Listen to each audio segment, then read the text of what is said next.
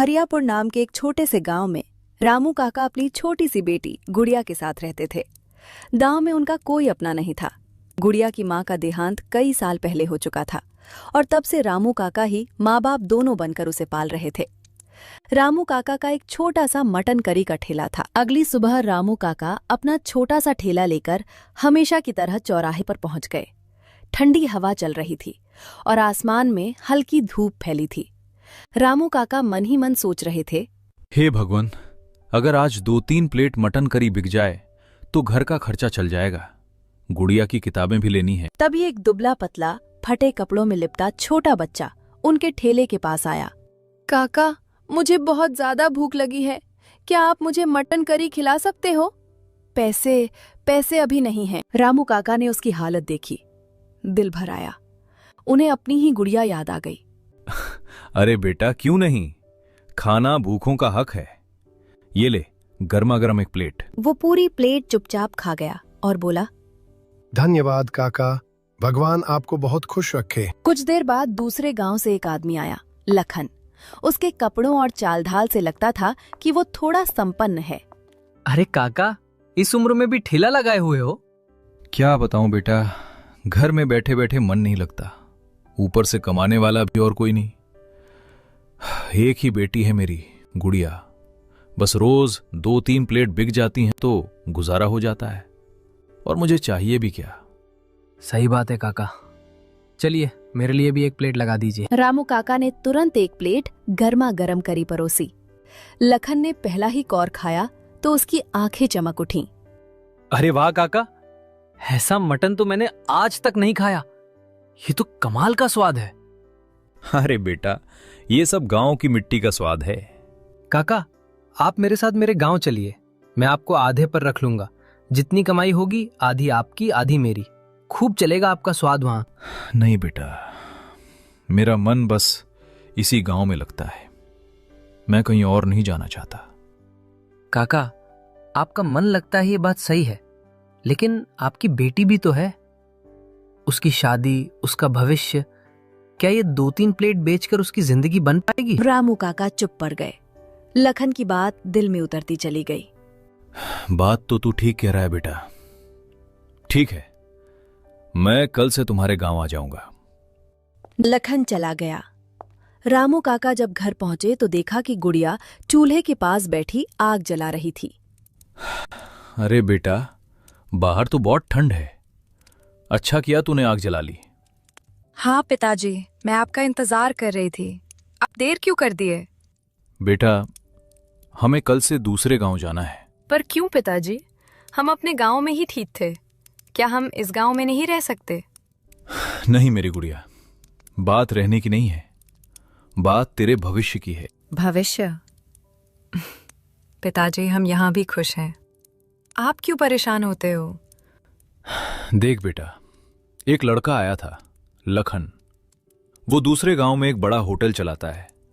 उसने मुझे काम पर रख लेने का वादा किया है, अच्छी कमाई होगी। पिताजी, मुझे आपकी खुशियों से बढ़कर कुछ नहीं, जहां आप रहोगे वही मेरा घर है।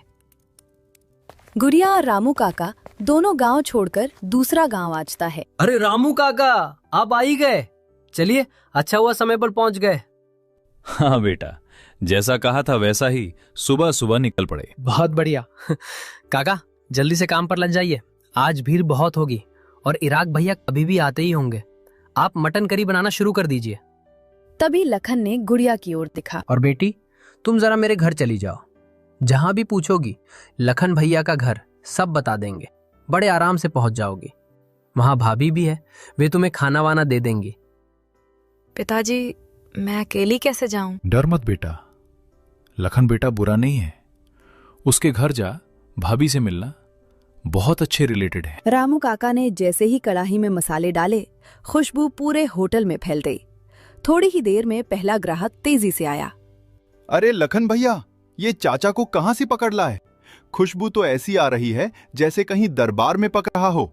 चलो जल्दी से एक प्लेट मटन लगा दो। रामू काका ने फुर्ती से प्लेट तैयार की, करी गर्मा गर्म चावल पर डाली और ग्राहक को बढ़ा दी। अरे वाह काका, ऐसा मटन तो मैंने जिंदगी में कभी नहीं खाया। मुंह में जाते ही पिघल रहा है। ये तो कमाल है। मैंने कहा था ना, काका का हाथ नहीं, जादू है जादू। काका, अब से मैं रोज यहीं खाऊंगा। लखन भैया, आधी दुकान इनको ही दे दो। ग्राहक हाथ जोड़कर बोला।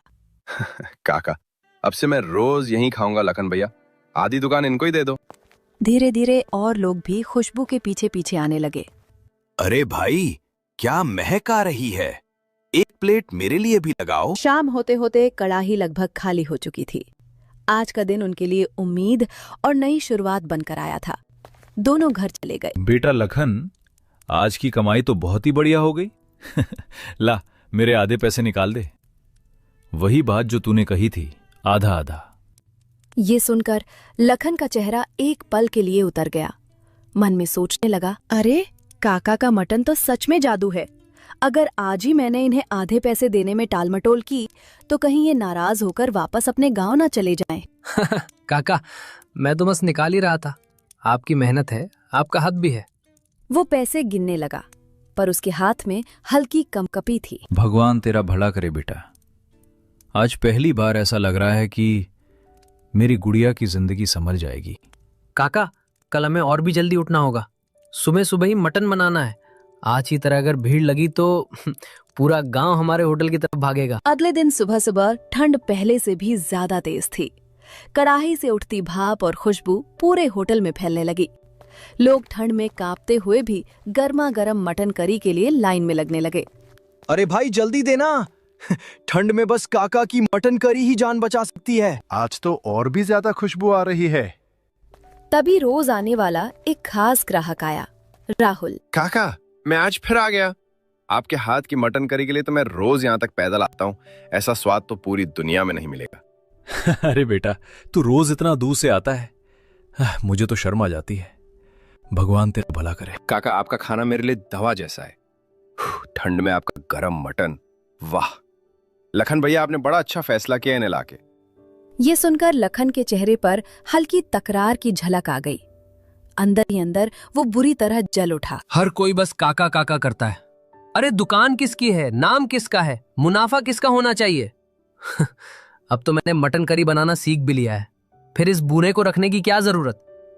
आज रात ही से निकाल दूंगा, पूरी कमाई मेरी होगी। पूरा दिन भीड़ पहले दिन से भी ज्यादा रही। हर प्लेट की तारीफ सिर्फ एक ही नाम से शुरू और खत्म हो रही थी। दुकान बंद करके दोनों अपने अपने घर जाने लगते। काका, मेरे आधे पैसे निकाल दो। आज अच्छी कमाई हुई है। हाँ बेटा, क्यों नहीं। ये ले तेरे आधे पैसे। ऊपर वाले की मेहर है, आज अच्छा दिन रहा।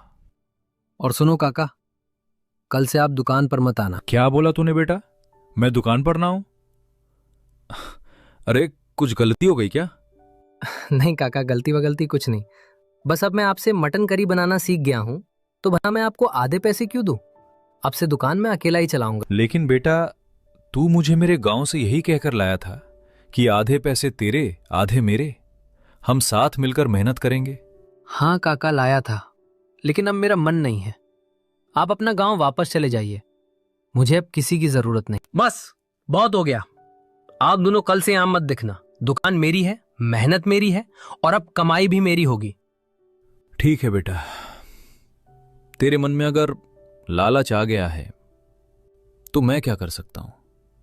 लेकिन एक बात याद रखना, खाना बनाने का तरीका सिर्फ देखने से नहीं आता, उसका जादू हाथ में होता है, और वो जादू किसी लालची दिल में टिकता नहीं है। ताका अपने फटे बैग को कंधे पर टांगते हैं और धीरे धीरे अंधेरा होते रास्ते पर चल पड़ते हैं। अगले दिन सुबह लखन बड़े जोश में दुकान खोलता है। उसके चेहरे पर एक तिरछी मुस्कान होती है। आज देखना, लोग मेरी बनाई मटन करी के भी दीवाने हो जाएंगे। काका समझते क्या थे, अपने हाथ का जादू। कुछ देर में पहला ग्राहक आता है। अरे लखन भैया, एक दमदार मटन करी दे दो, ठंड में गर्मा गर्म मजा आ जाएगा। गिरा पहला निवाला मुंह में डालता है और उसका चेहरा तुरंत बिगड़ जाता है। अरे ये क्या है, ये मटन करी है या उबला हुआ पानी? स्वाद कहाँ है, मसाला कहाँ है, मटन कच्चा क्यों लग रहा है? लखन एक पल को हक्का बक्का रह जाता है। क्या बोल रहे हो भाई, जैसे रोज बनती थी वैसे ही बनाई है। नहीं बत करो, ये तो बिल्कुल खराब है। मैं तो खत्म भी नहीं कर पा रहा। इतने में सुनील तेजी से आता है, हाथ रगड़ता हुआ, ठंड से जूझते हुए। लखन भाई जल्दी से एक प्लेट मटन करी लगा दो, ठंड में कुछ गरम खा लूं। और काका कहाँ है? दिख नहीं रहे 2 दिन से। लखन बिना जवाब दिए प्लेट रख देता है। सुनील कौर लेता है और तुरंत थूकने जैसा मुंह बनाता है। अरे ये किसने बनाई है? ये तो बिल्कुल खराब है। मैंने तो काका के हाथ की करी खाई है, उसमें तो जान होती थी। लेकिन ये तो कुछ भी नहीं है। लखन की भौहें सिकुड़ जाती हैं। यार प्लीज ऐसे मत बोलो, बन तो वैसे ही रही है जैसे काका बनाते थे। अरे हाँ हाँ, बिल्कुल बेकार है। मटन जैसे कच्चा पड़ा हो, मसाला जैसे कहीं खो गया हो। अरे लखन भाई, ये आपके बस की बात ही नहीं है। सच कहें तो बेटा, काका के हाथ में सच में कोई जादू था और तूने उन्हें निकाल दिया लालच में। एक एक करके सारे ग्राहक प्लेटें छोड़कर चल देते हैं। दुकान के सामने सन्नाटा छा जाता है। राहुल को कई दिनों से काका की याद सताने लगती है। काका की बनाई मटन करी का स्वाद ही नहीं, उनकी हंसी, उनकी बातें सब उसके दिल में बस गए थे। एक दिन वो ठंड में कांपते कांपते काका के गांव पहुंच जाता है। अरे काका, अब यहाँ क्या कर रहे हो? आपने दुकान क्यों छोड़ दी? अब तो आप हमारे गांव में दिखते भी नहीं। सब लोग आपको बहुत याद कर रहे हैं। क्या बताऊं बेटा राहुल, दिल टूट गया बस। लखन मुझे मेरे गांव से ये बोलकर लाया था कि आधी कमाई उसकी और आधी मेरी। सोचा था चलो मेहनत कर लूंगा, गुजारा हो जाएगा। पर जैसे ही कमाई बढ़ी, उसका मन बदल गया। काका, उसने बहुत गलत किया आपके साथ। लालची इंसान था वो, आपको इस्तेमाल किया और फिर निकाल दिया। लेकिन काका, एक बात जान लो, किसी के देखने से रेसिपी नहीं सीखी जा सकती। आपके हाथ में जो जादू है। बेटा अब कहां से शुरू करूं? न ठेला है, न बर्तन, न ही पैसे बचे हैं। थोड़े बहुत जो जमा थे, सोच रहा हूं बेटी की शादी कर दूं।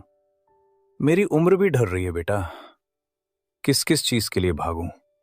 काका, आपने मुझे हमेशा बेटे की तरह प्यार दिया है। अब आपकी बारी है कि मुझे आपको संभालने दो। नहीं बेटा, मैं तेरे पैसों पर बोझ नहीं बनना चाहता। तू खुद मेहनत करता है, तेरे भी तो सपने होंगे।